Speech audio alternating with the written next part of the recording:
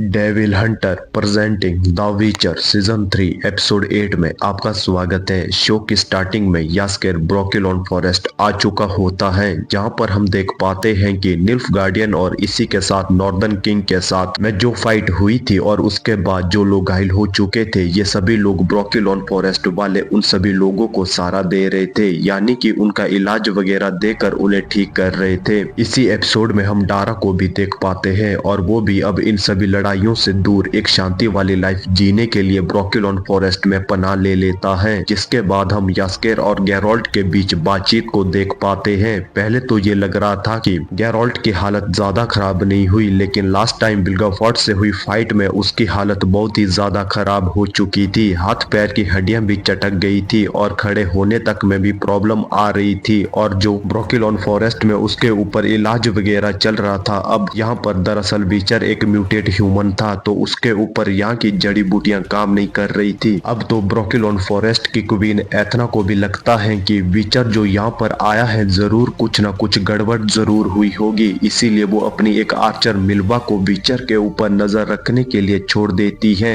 इसी वक्त scene shift होता है विचर पर, जो कि अपनी जख्मी हालत में होने के बावजूद भी ट्रेनिंग को कंप्लीट करने लगता है, क्योंकि वो जानता है कि सीरी पर खतरा अभी भी बना हुआ है और अगर उसे बचाने के लिए निल्फगार्ड जाना है तो पूरी तैयारी के साथ जाना होगा। मेल्बा उसे इस हालात में ट्रेनिंग करने से रोकती है, मगर फिर भी विचर उसकी बात नहीं मानता और अपने आप को ट्रेन करने लगता है ताकि वो जल्द से जल्द रिकवर होकर सीरी को बचा सके। मगर हालात इतने ज्यादा टाइट होने की वजह से उसे समझ में आ गया था कि रिकवर होने में थोड़ा वक्त तो जरूर लगेगा। सीन शिफ्ट होता है येनिफर पर, जो कि इस वक्त एक बार में बैठी होती है और सिर्फ यही सोच रही थी कि अगर सीरी जैसी ताकतवर एल्बन ब्लड अगर व्हाइट फ्लेम के हाथ लग गया तो उसे फिर पूरे नेशन पर रूल करने से कोई नहीं रोक सकता। तभी उसे याद आता है कि इन सभी के पीछे बिल्गाफोर्ड था, क्यों ना बिल्गाफोर्ड को पकड़ा जाए और वहां से सारी जांच पड़ताल शुरू करी जाए, तो हो सकता है कोई ना कोई सबूत मिल जाए जिससे कि व्हाइट फ्लेम को हराया जा सके। जिसके बाद वो अपने एरिटूजा की सभी मेजिस को बुलाकर एक कैसिल में आ जाते हैं। ये वही कैसिल था जहां पर रिनिस्ट और लीडिया ने बहुत सारे एल्बन ब्लड वाली लड़कियों पर एक्सपेरिमेंट किए थे। हालांकि इनके हाथ कोई सबूत तो नहीं लगता, लेकिन वहां पर जितनी लड़कियां मरी पड़ी थी तो वहां पर सभी मेजिस मिलकर उन्हें भगवान से प्रार्थना करके दफनाना शुरू करते हैं। सीन शिफ्ट होता है व्हाइट फ्लेम पर। इस वक्त प्रिंजला और फ्रांसिस्का दोनों ही उसके पास आए थे और इनके बीच में एक डील होती है कि अगर हम तुम्हारा साथ देंगे इस पूरी फाइट में तो आगे चलकर हम तीनों ही इस नेशन पर रूल करेंगे। अब बेसिकली होता ये है कि हर किंग के पास उसका मेज होता है, तो प्रिंजला वो बन जाती है तो उसके भी मजे और फ्रांसिस्का के भी मजे, क्योंकि मेज बनने से पहले अपने अपने समुदाय में ये सबसे बड़े हो गए। अब डील ये थी कि प्रिंजला अपना मैजिक पावर डोनी को देगी और इसी के साथ फ्रांसिस्का भी अपनी फौज डोनी को देगी। बदले में व्हाइट फ्लेम प्रिंजला को अपना मेज बना देगा और वहीं फ्रांसिस्का को उसके लोगों को रहने के लिए अच्छा घर और परिवार खाने पीने को सुविधा दे देगा। हालांकि यहाँ पर प्रिंजला की सारी बातें मान ली जाती है, मगर फ्रांसिस्का की बात मानने में अभी थोड़ा वक्त लगने वाला था। सीन शिफ्ट होता है टिसाया पर, जो कि ऑलरेडी एक बहुत बड़े हादसे से गुजर चुकी थी, यानी कि लास्ट वाले एपिसोड में उसने जो थंडर पावर का यूज किया था उसकी वजह से अब उसके हालात भी बहुत ज्यादा खराब हो चुके थे। और अब टिसाया येनिफर से कहती है कि वो आगे चलकर होने वाली फाइट को लीड नहीं कर पाएगी, यानी कि अब जो करना है वो येनिफर को ही करना होगा। इस पूरी बातचीत से येनिफर को दर्द तो होता है, लेकिन अब अपने सीनियर को ऑर्डर मानना तो पड़ेगा। वही रात को डिप्रेशन में आकर टिसाया सुसाइड कर लेती है। येनिफर ये देखकर रोती बहुत है, मगर फिर पोर्टल ओपन करके गैरोल्ट के पास आ जाती है और उसका कहना था कि टिसाया अब खुद को खत्म कर चुकी है, बड़ी जंग का आगाज होने वाला है, हमें जितना जल्दी हो सके सीरी को बचाना ही होगा। तो यहाँ पर गैरोल्ट के कहने पर येनिफर ने अपनी मैजिक पावर से उसे ठीक कर दिया। ठीक हो जाने के बाद में गैरोल्ट का येनिफर से वादा था कि कुछ भी हो जाए, चाहे मैं जान से क्यों ना मारा जाऊं, मगर मैं सीरी को गलत हाथों में नहीं पड़ने दूंगा। यहाँ सीन शिफ्ट होता है रेडानिया किंगडम में, जहाँ पर हम रेडोविड को देख पाते हैं और वो अपने भाई विजिमिर से आखिरी अलविदा करता है, क्योंकि उसे ये लग रहा था कि वो इस रेडानिया किंगडम में रहने के लायक नहीं, वो डिजर्व नहीं करता यहाँ पर रहना। वहीं विजिमिर डिक्स्टार पर बहुत ज्यादा गुस्सा हो रहा था।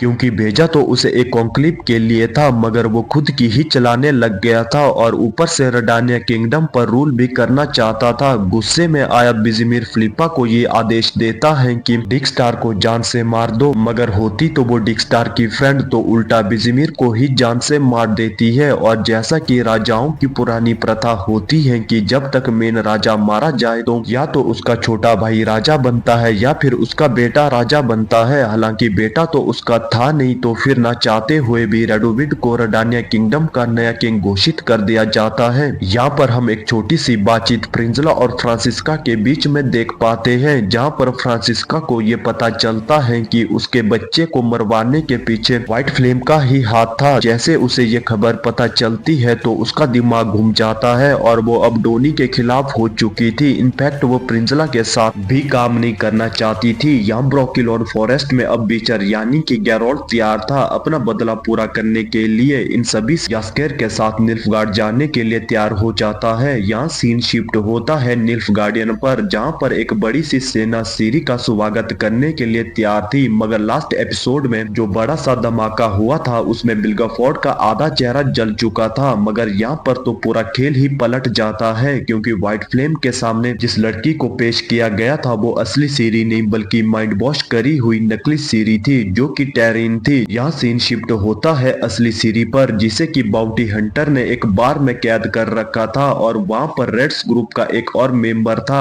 अगर रेड्स के बारे में थोड़ी सी इंफॉर्मेशन दूं तो बेसिकली ये चोर थे जो अमीरों से चुरा कर गरीबों में बांट देते थे। तभी हम देख पाते हैं इन रेड्स ग्रुप और बाउंटी हंटर के में एक बड़ी फाइट होती है, जहाँ पर सीरी को बचाने के लिए ये सभी अपनी अपनी पूरी कोशिश करते हैं। जहाँ पर बाउंटी हंटर कहता है कि अगर छुड़वाना है तो क्यों ना 1-to-1 फाइट हो जाए। इसके बाद सीरी को तलवार उठानी पड़ती है और अपनी फाइटिंग स्किल को दिखाते हुए वो उनमें से एक को जान से मार देती है। और ये था सीरी का फर्स्ट मर्डर, मतलब ह्यूमन मर्डर कह सकते हैं। सीन शिफ्ट होता है गैरोल्ड पर, जो यास्केर के साथ निकल चुका था सीरी को ढूंढने के लिए। बीच रास्ते में उसे निल्फगार्डियन रोक लेते हैं। अब वो झगड़ा नहीं करना चाहता था, किसी को भी जान से मारना नहीं चाहता था, मगर वो गार्ड गांव के लोगों पर ही अत्याचार कर रहे थे और ये बात गैरोल्ड से बर्दाश्त नहीं होती। यास्केर उसे रोकने की कोशिश भी करता है, मगर अब तो गैरोल्ड का दिमाग खराब हो चुका था। वो अपनी तलवार लेकर उन सभी पर भारी पड़ता है। इसी बीच उसकी हेल्प करने के लिए मेलबा भी आ जाती है और अपनी तीर अंदाजी का बहुत ही अच्छा नमूना दिखाती है, यानी कि अब ये तीनों ही सीरी को बचाने के लिए तैयार थे। इसी के साथ जाते जाते गैरोल्ड ने उस गार्ड को डोनी के लिए एक मैसेज भी छोड़ा कि हम आ रहे हैं सीरी को लेने के लिए, जाकर बता देना अपने राजा को। और एंड में हम सीरी को देख पाते हैं जिसने अब रेड्स ग्रुप ज्वाइन कर लिया था और उनके नाम पूछे जाने पर अपना नाम फाल्का बताती है। और इसी तगड़े सस्पेंस के साथ ये शानदार सीजन यहीं पर खत्म होता है। सीजन 4 में जल्द ही लेके आऊंगा, तब तक के लिए keep watching and stay safe. मिलते हैं अगली वीडियो में।